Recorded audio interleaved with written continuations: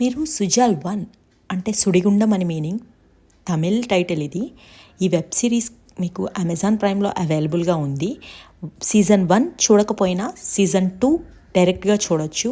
ఒక single పాయింట్తో start అవుతుంది. Season 1 చాలా బాగుంది, నేను చూశాను. ఆల్మోస్ట్ ఇది వచ్చి ఒక 2 years అవుతున్నట్టుంది. సీజన్ 2లో 8 ఎపిసోడ్స్ ఉన్నాయి. మీరు డైరెక్ట్గా సీజన్ 2 చూడొచ్చు. సీజన్ 1లో ఏదైతే ఎండింగ్ పాయింట్ ఉంటుందో ఆ ఒక్క చిన్న లైన్ని తీసుకుని సీజన్ 2 అనేది బిగిన్ అవ్వడం స్టార్ట్ అవుతుంది. ఏంటి అంటే ఆ పాయింట్, ఇక్కడ నందిని అనే క్యారెక్టర్ ఉంటుంది. ఐశ్వర్య రాజేష్ ప్లే చేశారు ఆ రోల్. ఆవిడ చక్రి రివాల్వర్ తీసుకుని వాళ్ళ బాబాయ్ గుణాన్ని చంపేస్తుంది. ఎందుకు అంటే తను వాళ్ళ చెల్లెల్ని తన్ని చిన్నప్పటి నుంచి అబ్యూస్ చేయడమే కాకుండా హెరాస్మెంట్ చేయడం, చిన్నప్పటి నుంచి కూడా అబ్యూస్ చేయడం వల్ల తను ఆ టార్చర్ తట్టుకోలేక వాళ్ళ చెల్లిని చంపేశాడు అనే కోపంతో వాళ్ళ బాబాయ్ గుణాన్ని చంపేస్తుంది. ఈ పాయింట్తోనే మనకి సీజన్ 1 స్టార్ట్ అవ్వడం జరుగుతుంది. తను ఆ శిక్షకు గాను జైలు జీవితం అనుభవిస్తూ ఉంటుంది. ఐశ్వర్య రాజేష్కి నైట్ టైం పదే పదే రిపీటెడ్గా ఆ సీన్ గుర్తుకు రావడం, తను నిద్రలో లెగిసి ఉలిక్కి పడడం, తను చేసింది కరెక్టా తప్పా అనే డైలమాలో తను క్షోభ అనుభవించడం, ఇట్లాంటి ఓ క్యారెక్టర్ అన్నమాట.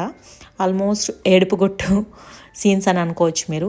కానీ తను సైకలాజికల్గా పడే బాధ ఉంటుంది కదా, తను చేసింది తప్పా కరెక్టా, ఈ జైలు జీవితం ఎందుకు అనుభవిస్తుంది. మీకు తను ఉండేది ఉమెన్స్ జైల్లో. ఆ ఎన్విరాన్మెంట్ అంతా ఫస్ట్ స్టార్టింగ్ సీన్లో చాలా నీట్గా చూపిస్తాడు మనకి. తర్వాత కోర్టులోకి తిని ప్రొడ్యూస్ చేయడం జరుగుతుంది.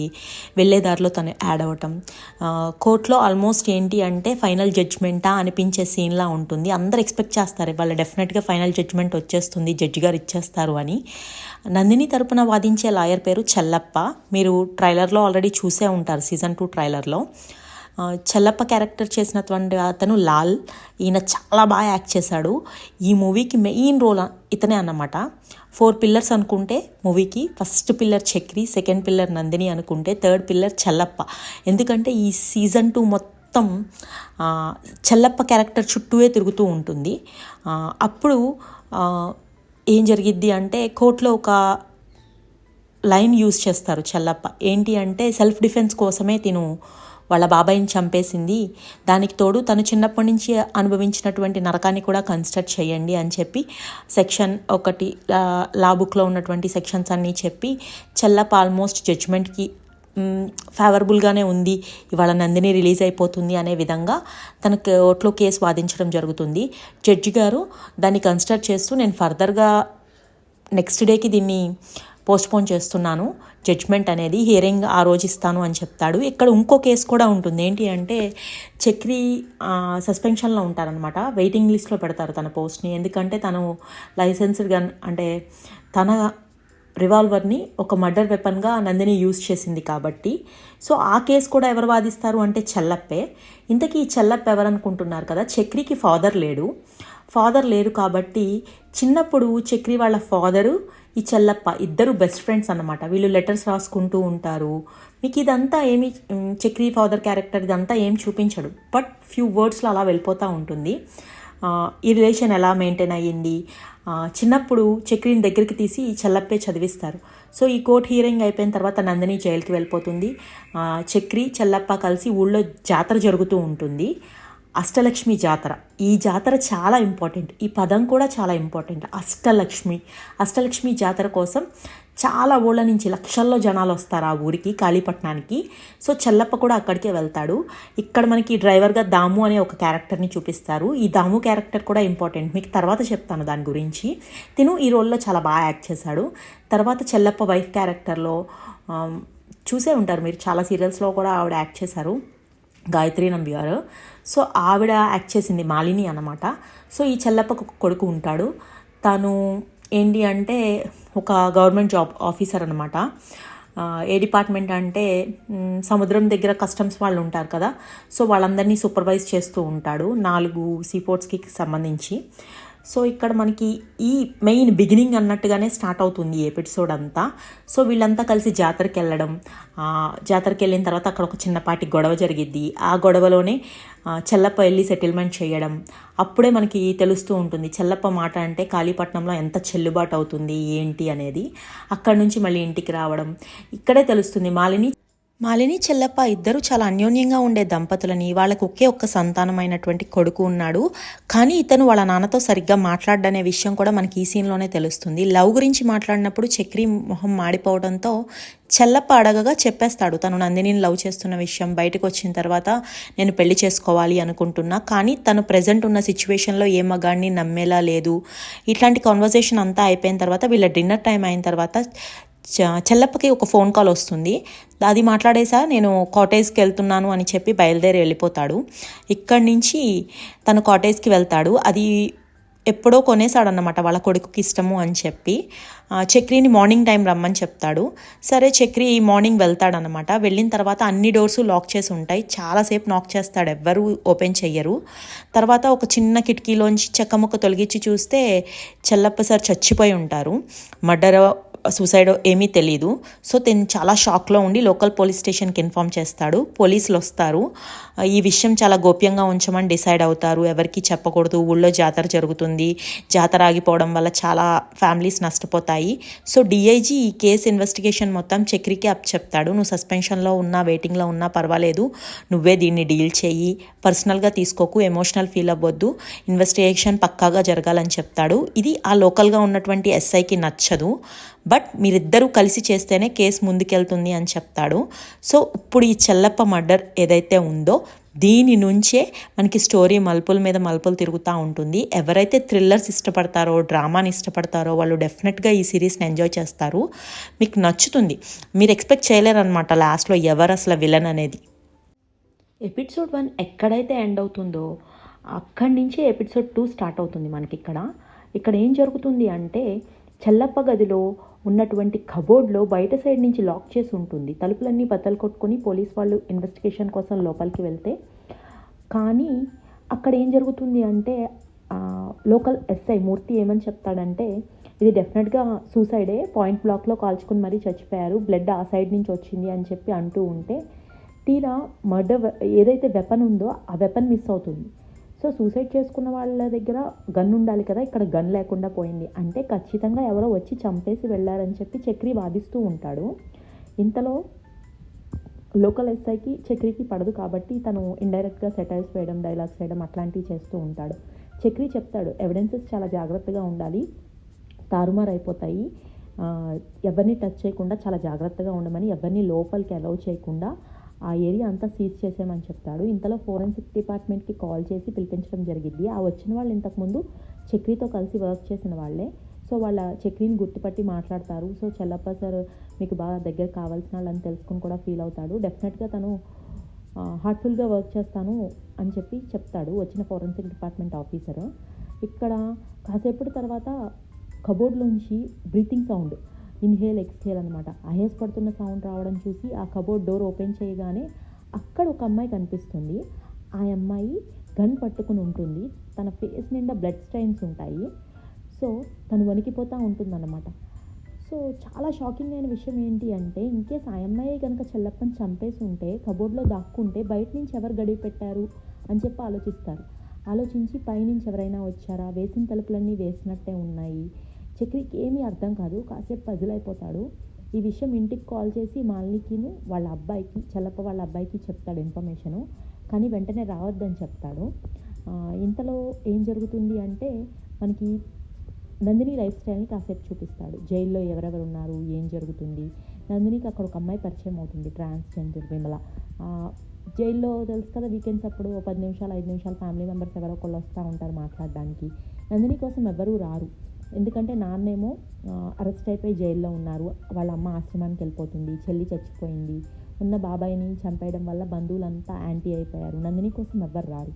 సో విమల కోసం ఒక ఫ్యామిలీ వచ్చినప్పుడు అసలు విమల ఎందుకు ఇలా అయిపోయింది చెప్పుకుంటూ ఉంటుంది. తను చిన్నప్పటి నుంచి ఎట్లాంటి కష్టాలు పడింది, అబ్బాయిగానే ఉండేది, తర్వాత ఎట్లా మారింది అమ్మాయిగా, మారిన దగ్గర నుంచి సొసైటీ తను ఎట్లా చూస్తుంది, కానీ ఒక ఫ్యామిలీలో ఎట్లా అసోసియేట్ అయి బతుకుతున్నారు, వాళ్ళందరూ వస్తూ తన కోసం బ్రెడ్ తెస్తారు. నందిని దానికి షేర్ చేసి చెప్తుంది, నీకోసం ఏ పోలీసోడు రాలేదా, ఇంతకుముందు వచ్చేవాడు కదా అని అడిగేది.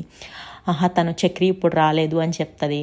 చెప్పిన తర్వాత ఇక్కడ ట్రాన్స్జెండర్ని ఇన్సల్ట్ చేస్తూ అక్కడ ఉన్నటువంటి పోలీస్ ఆఫీసర్ దారుణంగా మాట్లాడుతుంటే ఒక ఆవిడ సపోర్ట్ చేస్తుంది, ఇక్కడ కూడా వాళ్ళని ప్రశాంతంగా ఉండనివ్వవా అని.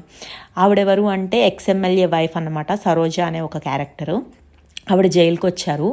అందరు ఏమనుకుంటారంటే ఈవిడ ఎక్కడ ఎమ్మెల్యే అయిపోతుందో అని చెప్పి కావాలని తప్పుడు కేసులు బనాయించి జైల్లో పెట్టారని అనుకుంటారు అందరూ. సో ఈవిడికి ఇక్కడ జైల్లో ఉన్నా సరే కొంచెం ఆవిడ మాట జరుగుతూ ఉంటుంది, ఆవిడకి అన్ని ఫెసిలిటీస్ ఉంటాయి, ఆవిడ ఉండే బ్లాక్లో అన్నీ జరుగుతూ ఉంటాయి. సో మనకి ఇలా లైఫ్ స్టైల్ చూపించిన తర్వాత మళ్ళీ సీన్ ఎక్కడికి వెళ్తుంది అంటే చక్రి కేసు ఇన్వెస్టిగేషన్ దగ్గరికి వెళ్తుంది. ఆ అమ్మాయిని తీసుకొచ్చి జైల్లో పెడతారు. తను ఒక్క ముక్క కూడా మాట్లాడదు. తను ఎవరంటే మేబీ 96 మూవీలో మీకు చూసుంటే చిన్నప్పుడు త్రిష క్యారెక్టర్ చేసిన అమ్మాయి జాను అనే క్యారెక్టర్. ఇందులో అమ్మాయి క్యారెక్టర్ పేరు ముత్తు మరియమ్మ అన్నమాట, అమ్మవారి పేరు. సో అష్టలక్ష్మిలో ఈవిడ పేరు ఒకటి అమ్మవారి పేరు. సో ఈ క్యారెక్టర్ని కాసేపు చూపిస్తారు. ఆ అమ్మాయి జైల్లో వచ్చి అలానే ఉంటుంది, ఎన్ని క్వశ్చన్స్ అడిగినా ఏం అడిగినా ఒక్క మాట కూడా సమాధానం చెప్పదు, అట్లా కూర్చుని ఉంటుంది. అసలు ఈ అమ్మాయి ఎవరు, ఏంటి, ఎక్కడి నుంచి వచ్చింది, చెల్లప్పకి ఈవిడికి కాంటాక్ట్ ఎట్లా అని కాల్ రికార్డ్స్ అన్నీ వెరిఫై చేస్తారు. ఏమీ ఉండదు. చెల్లప్ప ఫోన్లో లాస్ట్ కాల్ రికార్డ్ వచ్చి ప్రియంవద అనే ఆవిడతో మాట్లాడతాడు కదా ఫస్ట్ ఎపిసోడ్లో, అదే ఉంటుంది. ఇంక ఎవ్వరు ఉండరు. ఆ ప్రియంవద ఎవరంటే ఆ ఊళ్ళో ఉన్నటువంటి ఒక పెద్ద ఇంటర్నేషనల్ స్కూల్కి ప్రొపరేటర్ అనమాట. ఆవిడ కరెస్పాండెంట్. ఆవిడకి చాలా ట్రస్ట్లు ఉంటాయి, అందరికీ హెల్ప్ చేస్తూ ఉంటుంది, సొసైటీలో మంచి పేరు ఉన్న ఆవిడే. కానీ ఆవిడ మీద కూడా చెల్లప్ప కేసేస్తాడు. ఏమని అంటే ఇక్కడ ఉన్నటువంటి అగ్రికల్చర్ ఫామ్ ల్యాండ్స్ అట్లాంటివన్నీ ఆక్యుపై చేసుకుని పెద్ద ఇంటర్నేషనల్ స్కూల్ కట్టి ఎక్కడెక్కడో ఉన్న రిచ్ పీపుల్కి సీట్స్ ఇస్తున్నారు, లోకల్గా ఉన్న కిడ్స్కి అంటే ఇక్కడ ఎవరైతే బెస్ట్ పిల్లలు ఉంటారో చేపలు పట్టుకునే వాళ్ళ పిల్లలు 50% సీట్స్ ఇవ్వండి అన్నట్టు ఈ కేసు రన్ అవుతూ ఉంటుంది చెల్లప్పకిను ప్రియంవదకి అగైనెస్ట్గా. ఇదే జరుగుతూ ఉంటుంది. సో అందరూ ఏమనుకుంటారంటే ప్రియంవదకి చెల్లప్పకి కూడా పడదు, సో లాస్ట్ కాల్ అక్కడి నుంచే వచ్చింది అనే థాట్ నుంచి కూడా ఇన్వెస్టిగేషన్ జరుగుతుంది. ఈలోపు చక్రి సార్ని గుర్తుపట్టి అక్కడ జరిగే అమ్మవారిలో బొమ్మల షాప్ పెట్టాలన్నా డ్రామాలు వేయాలన్నా పర్మిషన్ కావాలి. అక్కడికి ఒక బ్యాచ్ వస్తారు. వీళ్ళు ఏంటి అంటే ఇంతకుముందు సాంబలూరులో అంటే చక్రి పనిచేసిన ఏరియాలో ఉన్నటువంటి పీపుల్ అడుగుతాడు, ఇక్కడికి ఎందుకు వచ్చారు అంటే చెప్తారు, మేము ప్రతి చోట వేషాలు వేస్తూ ఉంటాం కదా, ఇక్కడ కొత్తగా డ్రామా చేయాలనుకుంటున్నాము, మా కాన్సెప్ట్ ఈసారి మారింది, కొత్తగా ఉంటుంది, సో పర్మిషన్ ఇప్పించండి అని. సరే చక్రి అక్కడ ఉన్న ఆఫీసర్స్ని పిలిచి మా వాళ్ళే కొంచెం హెల్ప్ చేయండి అంటాడు. ఈ వచ్చిన వాళ్ళల్లో ఒకళ్ళు ఈ అరెస్ట్ అయిన అమ్మాయిని గుర్తుపట్టి నువ్వు ఇంతకుముందు డాన్సర్వి కదా, సింధూరపు ట్రూప్లో వర్క్ చేసావు కదా అని చెప్పంటే చక్రి చాలా షాక్ అయిపోతాడు. అవునా అని చెప్పి అప్పుడు నిజంగానే వెళ్ళి వెతికితే తన పేరు అంటే స్టేజ్ మీద వేరే పేరు ఉంటుంది కదా, సో అప్పుడు అక్కడున్న కానిస్టేబుల్ అతను నువ్వే నా మేకప్ తీస్తే అస్సలు గుర్తుపట్టలేకపోతున్నామే, డ్యాన్స్ చాలా బాగా చేసేది ఈ అమ్మాయి అని చెప్పి అనుకుని ఇంకప్పటి నుంచి తిను ఎవరు అని చెప్పి స్టార్ట్ చేశారు. ఇంతలోనే చక్రిని మాలతి అమ్మ కేసు ఇన్వెస్టిగేషన్ ఎంతవరకు వచ్చింది అని అడుగుతూ ఉంటుంది. చక్రి తన చిన్నప్పటి క్షణాలు చెల్లప్పతో ఎట్లా గడిపాడు, ఎంత మోటివేషనల్గా మాట్లాడేవాడు చెల్లప్ప సార్ అని చెప్పి గుర్తు చేసుకుంటూ ఉంటాడు. ఇక్కడ అందరికీ రైజ్ అయ్యే డౌట్ ఏంటి అంటే త్రివేంగడం అని చెప్పి వాళ్ళ రిలేటివ్ ఒక ఆయన ఉంటాడు, అతను కూడా ఊళ్ళో పెద్ద మనిషే, కానీ రికార్డింగ్ డ్యాన్సులు పెట్టించాలి అనే విషయంలో చెల్లప్పకి ఇతనికి గొడవ అయ్యి కోర్టు నుంచి స్టే తీసుకొచ్చి చెల్లప్ప అందరూ ఫ్యామిలీస్తో వస్తారు, జాతరలో రికార్డింగ్ డ్యాన్సులు లాంటివి ఏమీ జరగకూడదు అని చెప్పి ఆపించేశాడు. దీనివల్ల త్రివేంగడం చాలా నష్టపోయాడు, వచ్చి గొడవ పడ్డాడు అనే విషయం తెలిసి అనుమానిస్తాడు. మూర్తిని వెళ్ళి అడిగితే ఆయన్ని అఫీషియల్గా కుదరదు అనౌన్స్ చేయడం అట్లా అని చెప్తాడు. ఇంట్రాగేషన్కి కుదరదు అంటే లేదు పిలిపిద్దామని అంటారు. అనుకోకుండానే త్రివేంగడం స్టేషన్కి రావడంతో వెళ్ళి అడుగుతాడు. త్రివేంగడం స్టేషన్కి ఎందుకు వస్తాడంటే అప్పటికే న్యూస్ అంతా లీక్ అయిపోయి ఉంటుంది లోకల్ మీడియాలో. ఆ లోకల్ ఛానల్ ఎవరిది అంటే ఒక పర్సన్ గొడవ పడతాడు కదా ఫస్ట్లో తిరునాళ్ళలో రోడ్ కాంట్రాక్టర్ కోసం, అందులోనే ఒక అతను. సో స్టేషన్కి వచ్చిన అతనితో తెలిసిన తర్వాత చక్రి చాలా సీరియస్గా మాట్లాడతాడు. అప్పుడే రివీల్ చేస్తాడు త్రివేంగడం తను చెల్లప్ప ఎంత క్లోజ్ అనేది. వాళ్ళ ఆదర్శాలు వేరుగా ఉన్నప్పటికీ వాళ్ళు చిన్నప్పటి నుంచి బెస్ట్ ఫ్రెండ్స్ అనే విషయం తెలుస్తుంది, వాళ్ళు ఏ విధంగా మాట్లాడుకుంటున్నారో తెలుస్తుంది. మూర్తి త్రివేంగడంని అలా ఇంటరాక్ట్ చేసే విధానం చూసి చక్రితో చెప్తాడు, అనవసరంగా ఒక మంచి మనిషిని బాధ పెట్టాము అని. సరేలే సార్, జరిగింది ఏదో జరిగింది, ఇప్పుడు త్రివెంగడం కాదని తెలిసింది అని చెప్పి వీళ్ళు అనుకుంటారు. కానీ ఎవరు చేశారు ఈ హత్య, ఇది ఖచ్చితంగా మర్డరే అని చక్రి వాదిస్తూ ఉంటాడు. లేదు సూసైడ్ అని చెప్పి మూర్తి అంటూ ఉంటాడు. సూసైడ్ చేసుకోవాల్సిన అవసరం చెల్లప్ప గారికి లేదు అని చెప్పి చక్రి బలంగా నమ్ముతాడు. ఇంతలో ఒక ఆఫీసర్ వచ్చి నేను ఈవినింగ్ తొందరగా వెళ్ళాలి అని అంటూ ఉంటే చక్రి అసలు ఎట్లా ఉంటారు మేడం, తను ఆల్రెడీ వచ్చి స్టేషన్లో ఒక లేడీ కానిస్టేబుల్ అంటూ ఉండాలి, ఉన్నది అమ్మాయి కాబట్టి అని చెప్పి గట్టిగా అరుస్తాడు. ఇంతలో మూర్తి కలగ చేసుకుని ఈ స్టేషన్ అంతా కంట్రోల్ నాలో ఉంటుంది, ప్లస్ ఈ కేసు నా ఇన్వెస్టిగేషన్లో జరగాలి, ఏదో డిఐజీ రికమెండేషన్ వల్ల వచ్చావు, ఎక్కువ చేయొద్దు అన్నట్టు వీళ్ళిద్దరూ గొడవ పడడం జరుగుతుంది దీని విషయం మీద. టీవీలో న్యూస్ లీక్ అయిన విషయం డిఐజీకి అందరికీ తెలుస్తుంది. ఆ టీవీ ఛానల్ రిపోర్టర్ చాలా ఫీల్ అవుతాడు. మాలిని అమ్మకి నేను ఏ విషయం చెప్పాలి, ఎలా మొహం చూపించమంటావు, త్రివెంగడం వాళ్ళంతా చుట్టాలు, ఇష్టం వచ్చినట్టు రాయడం కాదు వ్యూస్ కోసం అని చెప్పి తన దగ్గర పనిచేసే స్టాఫ్ మీద అరుస్తాడు. తర్వాత వెంటనే ఆ ప్రోగ్రామ్ అట్లా ఆపేయమని చెప్తాడు. కానీ అప్పటికే అది మిగతా న్యూస్ ఛానల్స్కి అందరికీ తెలిసి అందరూ చూస్తారు. ఇది చూసిన తర్వాత డిఐజీ ఫోన్ చేసి తిడతాడు మూర్తిని, చక్రిని, ఇద్దరిని తిడతాడు. న్యూస్ ఎట్లా లీక్ అయింది, మనం చెప్పకూడదు అనుకున్నాం కదా, చాలా కాన్ఫిడెన్షియల్గా ఉంచుదాము, జాతరకి ఎట్లాంటి అడ్డంకి జరగకూడదు అని చెప్పి ఫిక్స్ అయ్యాం కదా అని. ఈ విషయం తెలిసిన వెంటనే ఒక అమ్మాయిని చూపిస్తారు. తన పేరు గాంధారి, లాయర్ అన్నమాట. తను ఒక ఇంగ్లాండ్ లెటర్ని తగలబెట్టేస్తూ ఇమీడియట్గా స్టార్ట్ అవుతుంది. అలా ఒక 8 మంది అమ్మాయిలు, మొత్తం ఆల్రెడీ ఒక అమ్మాయి అరెస్ట్ అయింది కదా, 7 అమ్మాయిలు వచ్చి మేమే చెల్లప్పని చంపాము అని చెప్పి రకరకాల స్టేషన్స్లో సరెండర్ అవుతారు. ఇది డిఐజీ వరకు వెళ్ళి చాలా పజిల్డ్గా అనిపిస్తుంది. అసలు ఒక మర్డర్లో ఎంతమంది ఎలా ఇన్వాల్వ్ అయ్యారు, ఎవరు చెప్పేది నిజం అర్థం కాకుండా ఉంటుంది. కరెక్ట్గా 7 అమ్మాయిలు వచ్చి సరెండర్ అవ్వడం అనే దాంతో మనకి ఎపిసోడ్ 2 అనేది ఎండ్ అవ్వడం జరుగుతుంది. మొత్తం ఇప్పుడు చెల్లప్ప మర్డర్ కేసులో 8 మంది ఉన్నారు అమ్మాయిలు. ఈ 8 మంది ఒకే స్టోరీ చెప్తా ఉంటారు, మేమే చెల్లప్పని చంపాము. ఇట్లా మొత్తం 8 మంది అమ్మాయిలు సరెండర్ అయ్యారు చెల్లప్పని చంపి.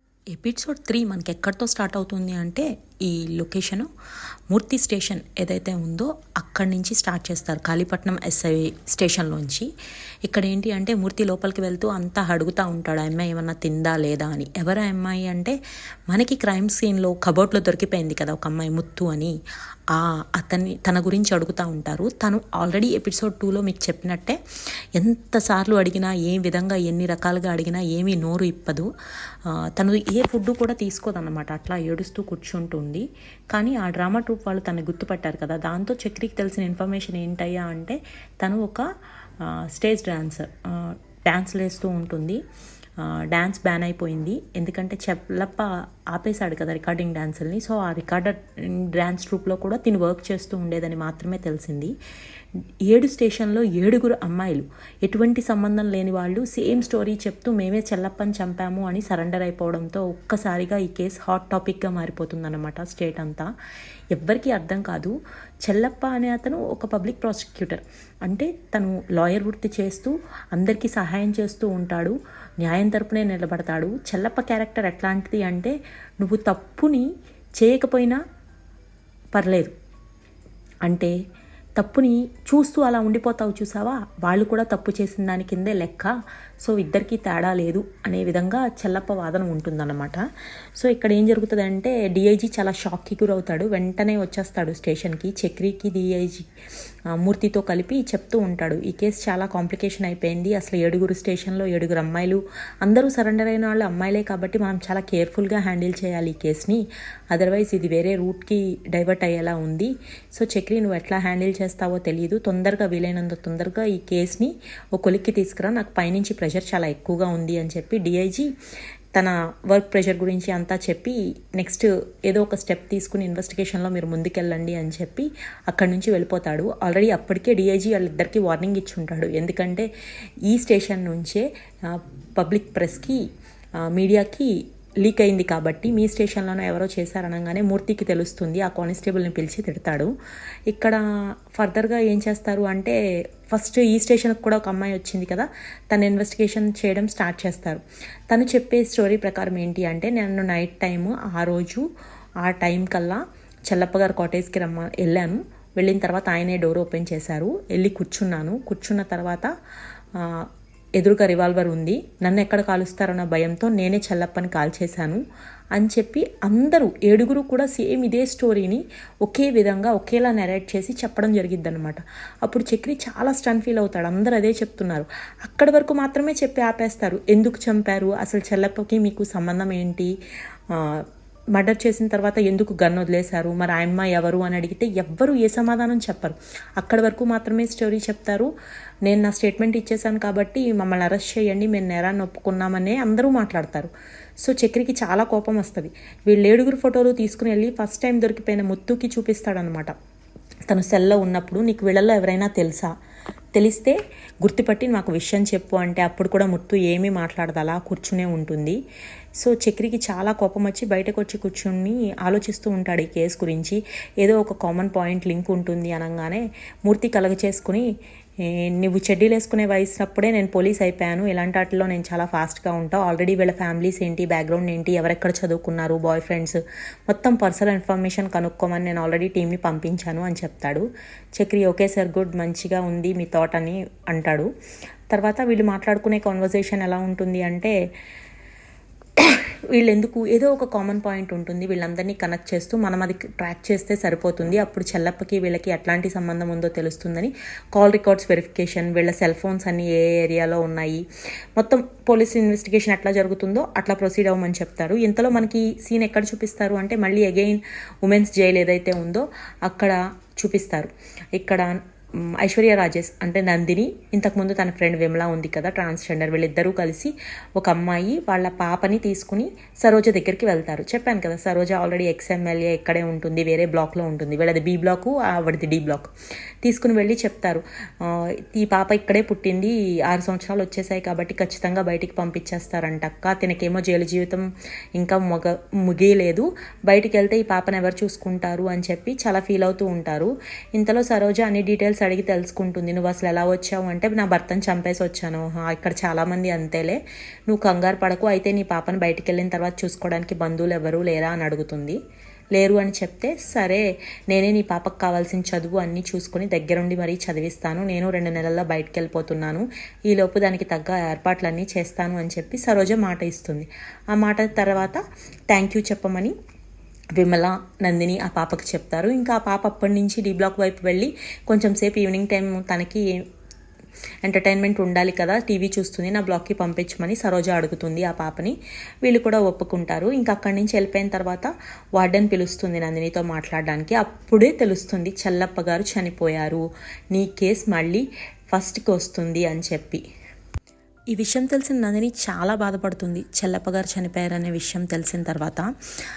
ఈలోపు మళ్ళీ మనకి స్టేషన్ చూపిస్తారు. చక్రి వీళ్ళంతా డిస్కస్ చేసుకుంటూ ఉంటారు. వీళ్ళంతా నేరం అంగీకరించారు, వీళ్ళంతా ఇప్పుడు క్రిమినల్సే, వీళ్ళని ఇక్కడ ఉంచడం కుదరదు, కంపల్సరీ ఇక్కడ 5 జిల్లాలకి కలిపి ఒక్కటే సబ్ జైలు ఉంది, ఆ సబ్ జైలుకి వీళ్ళ అమ్మాయిలందరినీ పంపించేయాలి, ఇంకా వేరే ఆప్షన్ లేదు అంటే వీళ్ళ 8 మందిని కలిపి వ్యాన్లో ఎక్కించి తీసుకుని వెళ్తారు. అప్పుడు కూడా వీళ్ళెవ్వరూ ఒకరితో ఒకళ్ళు ఐ కాంటాక్ట్ కూడా ఇచ్చుకోరు, చాలా డిస్టెన్స్లో కూర్చుంటారు, అసలు మాట్లాడరు, సంబంధం లేనట్టే ఉంటారు. చక్రీకేమో అస్సలు అర్థం కాదు, అసలు వీళ్ళందరికీ ఉన్న కామన్ పాయింట్ ఏంటి అని చాలాసేపు ఆలోచిస్తాడు, ఏమీ అర్థం కాదు. ఇంతలో జైలు వస్తుంది. తను తీసుకొచ్చిన లెటర్ చూపించి లోపలికి వెళ్తాడు. వాళ్ళందరూ జైల్లోకి వెళ్తారు. వెళ్ళిన తర్వాత తిను నందినిని మీట్ అవ్వాలని చెప్పి అక్కడ ఉన్నటువంటి వార్డెన్కి ఒక లెటర్ అప్లై చేసుకుంటే పర్మిషన్ తీసుకుంటాడు. ఇంతలో నందిని చక్రి మాట్లాడుకుంటూ ఉంటారు. ఇక్కడ వీళ్ళు జైల్లోకి ఎంటర్ అయినప్పుడు జైలర్ వీళ్ళని ఎట్లా చెక్ చేస్తుంది న్యూడ్గా, అక్కడ ఎంత టార్చర్ ఉంటుంది అనేది చాలా క్లియర్గా చూపిస్తాడనమాట. ఇక్కడ సీన్ చూడడానికి నిజమేలేండి, అట్లానే జరుగుతాయి. ఇంకా మూవీకి డిమాండ్ ఉంది కాబట్టి అక్కడ వరకు తను అట్లానే రాసుకున్నాడు, తప్పేమీ లేదు. నందినికి ఇక్కడ చక్రి ఒక విషయం చెప్తాడు, ఈ 8 మందిని చాలా జాగ్రత్తగా నువ్వు క్లోజ్గా ఉండి అబ్జర్వ్ చెయ్యి, నాకు ఈచ్ అండ్ ఎవ్రీథింగ్ రిపోర్ట్ చేస్తూ ఉండు, వీళ్ళకున్న కామన్ లింక్ ఏంటి అనేది నాకు తెలియట్లేదు, వీళ్ళందరూ చెల్లప్ప గారిని మేమే చంపామని మరీ లొంగిపోయారు, కాబట్టి నువ్వు ఈ పని చెయ్యి అంటే నాకు ఏ పని లేదన్నా, నువ్వు కొత్త జాబ్ ఇస్తున్నావు, అయినా సరే నేను నీ కోసం చేస్తాను అని నందిని ఒప్పుకుంటుంది. నందిని రూమ్లో ఒక 2 పంపించడం జరుగుతుంది ఈ కొత్తగా వచ్చిన 8 మందిలో. సో తను వాళ్ళిద్దరిని అబ్జర్వ్ చేస్తూ కూర్చుంటుంది. వచ్చిన వాళ్ళిద్దరూ కూడా మాట్లాడుకోరు, చెరో దిక్కున వాళ్ళ వాళ్ళ ప్లేసెస్ తీసుకొని పడుకుంటారు. ఇక్కడ మనకి కొన్ని రియలిస్టిక్ సీన్స్ చూపిస్తారనమాట. ఒక జైల్లోకి ఎంటర్ అయిన తర్వాత కూడా, అది అమ్మాయిల జైలు అయినప్పటికీ వాళ్ళలో వాళ్ళకి క్లాషెస్ ఎట్లా వస్తాయి, అక్కడ కూడా కొంతమంది రౌడీలుగా ఎట్లా బిహేవ్ చేస్తారు, రకరకాల మనస్తత్వాలు ఉన్న వాళ్ళు ఉంటారు కదా. సో జైలు ఎన్విరాన్మెంట్ మనకి బాగా క్లియర్గా చూపిస్తాడు. నైట్ అందరూ పడుకునే టైంలో ఏం జరుగుతుందంటే, ఇక్కడ కొత్తగా వచ్చిన అమ్మాయిలో ఒక అమ్మాయికి ట్యూబ్లైట్ వెలిగి ఆరుతూ ఉండడం చూసిన వెంటనే ఫిట్స్ వస్తుంది. ఆ ఫిట్స్ చాలా బాగా ఎక్కువైపోతుంది. ఏం చేయాలో అర్థం కాదు. ఈ కొత్తగా వచ్చిన ఇద్దరిలో పరిచయం లేనట్టున్నారు కదా, అవతల అమ్మాయి జస్ట్ చూస్తుందే తప్ప కొంచెం కూడా రెస్పాండ్ అవ్వదు.